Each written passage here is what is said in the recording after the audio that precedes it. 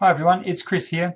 This short video will take you through some of the important things to consider when describing objects and processes, and there'll be a little bit of grammar thrown in along the way. Okay, so let's get started. Okay, so we're first going to have a look at physical descriptions. Now, describing characteristics and attributes of physical items is a common part of academic and technical writing, and it allows you to do a couple of things.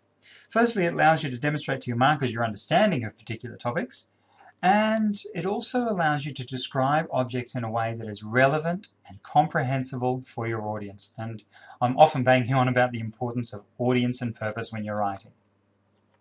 Okay, so when writing physical descriptions, you start out with the big picture before moving on to the smaller details. So the big picture might include a definition, and we had a look at writing definitions earlier in the course. And then we get on to the smaller details from there. Now, you may include information about some of the following properties. It might be things like size, shape, color, weight, mass, finish, texture, material, smell, density, mass. There are other things that you could write about, but these are some of the more common things when giving a physical description. Now, often you'll also use figures or tables to support your description. So any of the examples that are on the screen there.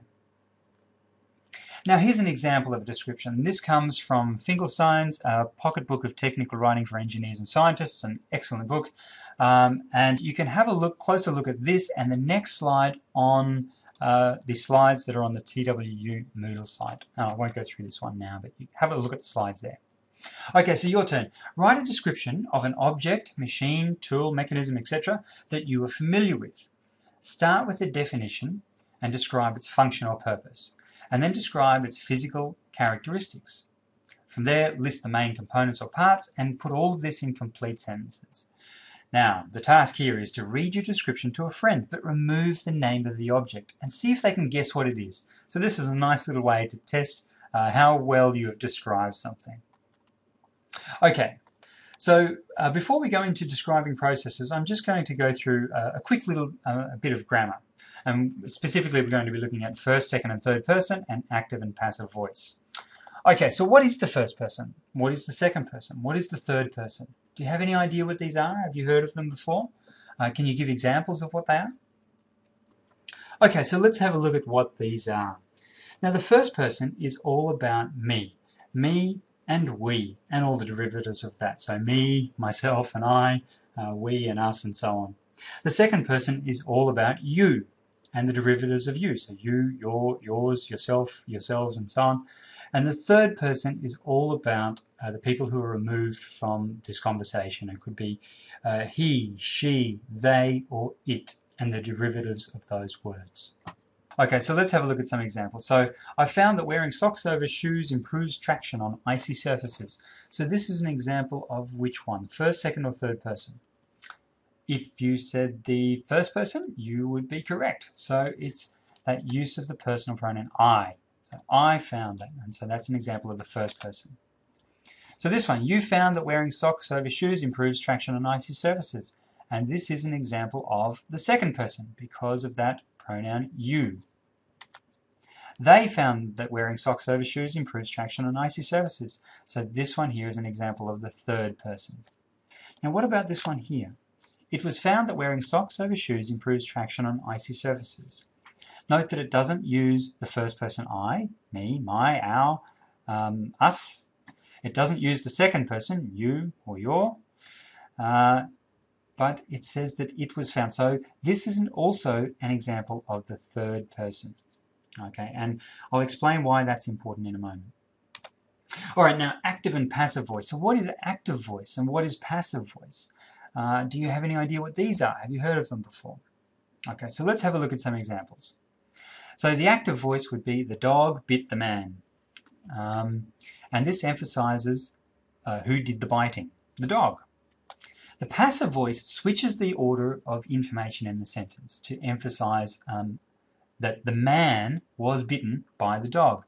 And what we do is we take this bit here, the man, and we put that at the beginning of the sentence, and then we rearrange the grammar. So, was bitten by the dog. Now, sometimes things don't work so neatly. So here's a common example. So, I love you. This is the active voice. But if we switch that into the passive voice, it comes out looking like this. You are loved by me. So we have to switch the grammar around to get the passive voice. Well, I don't know how we'd go saying something like that. All right, so the active voice is shorter, more direct, and tends to be easier to read. But which is appropriate depends on the audience and purpose. So the passive voice emphasizes the recipient of the action. So in this case here, the man was the recipient of the action, and we put him at the beginning here. So the man was bitten by the dog.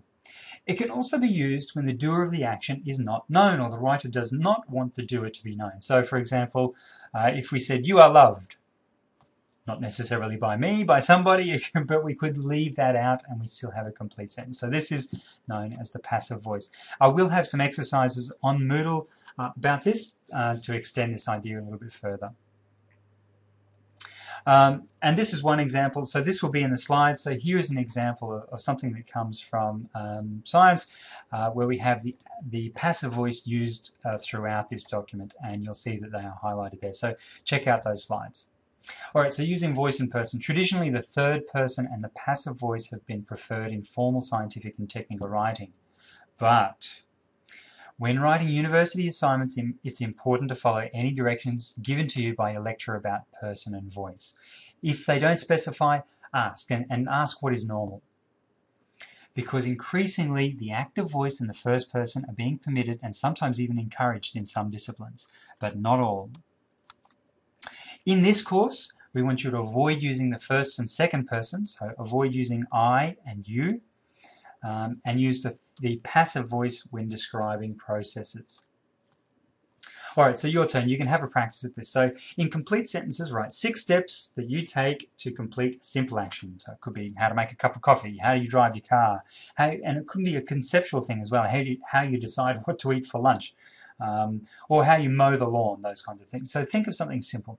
So write this out, write it in the third person and the passive voice, and you can post your attempt at this on the Moodle forums. Get some feedback from others as well, and comment on what other people have written. So when you're doing this, make sure that you use the passive, not the imperative. So the imperative is when you're telling someone to do something. So for example, remove the saucepan from the stove and stir the mixture vigorously. So that's instructing someone to do something. The passive third person, on the other hand, just describes the process. So the saucepan is removed from the stove and the mixture is vigorously stirred. There's no instruction in there. It's not telling someone to do something. Okay, so getting on to process descriptions. They're common in technical writing. We look at things like process and instruction manuals, experiment, lab reports, proposals, progress reports, completion reports. All of these things often have process descriptions in them. So there's similar instruction to physical descriptions, but there's less focus on the physical characteristics of the item, but more on the process or how something works or how it works. So instructions focus on telling someone how to do something, so how to drive a car, how to change the oil, how to repair a part. Whereas the physical descriptions would focus on the physical characteristics, so the parts of a car's engine, its cylinders, pistons, valves, plugs, rods, and so on. The process description will focus on how it works, so how oil functions to cool an engine, or how the intake, compression, ignition, and exhaust strokes power a 4-stroke engine, and so on. Now, some forms of technical writing may require elements of each of these, but the focus here is specifically on process descriptions. All right, so describing a process. Start with the definition and extension if applicable, and give an overview of the purpose or function, list the major steps in the process, and then describe each step in the same order as they're listed in point 3. Now these steps will be completed in one paragraph or in several with headings and subheadings for different steps in the process, or you can use a numbered list like I've actually done here, 1, 2, 3, 4. Now there's an example here, but I won't read this. You can go online and check this out. So go to Moodle and check this out. All right, so your turn. Liar. Write a description of a process that you're reasonably familiar with. So start with the definition, give an overview of its purpose or function, list the main steps and describe each step. But the twist is that you can invent or lie about part of this process. And when you've finished, you can either read your description to a friend to see if they can tell which part is not true, or you can post it on Moodle and on one of the forums to see if your fellow students can pick out which part is not true. Now, some suggestions here, I've got some things here. So how a mechanism such as a particular household appliance or tool works, or you can pick a process such as photosynthesis or the circulation system, whatever you're familiar with. Writing complete sentences and avoid using the first and second person. So good practice activity. Okay, so that's it for objects and processes. Just quick tips on figures and tables, because this will be important in the next assignment. So figures are numbered and the label goes underneath the figure. So here we have an example of a figure and here is the label. So figure 2, plagiarism guide, and then we have the source goes underneath that. We won't be getting into referencing until after the second assignment, but you can have a go in this assignment if you want to. Okay, so figures can include photos, graphs, diagrams, drawings, etc. Tables, on the other hand, the label goes on top of the table, and that's one of the differences. So table 1, capitalization, and here we have the table, and the source goes underneath. Okay, so just to recap, with figures, the label goes underneath and the source goes underneath. With tables, the label goes on top and the source goes underneath.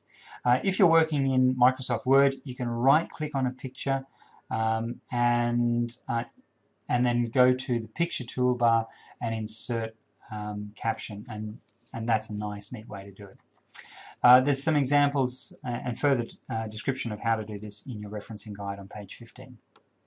Okay, so some tips for incorporating figures and tables into text. Only include them if they're relevant.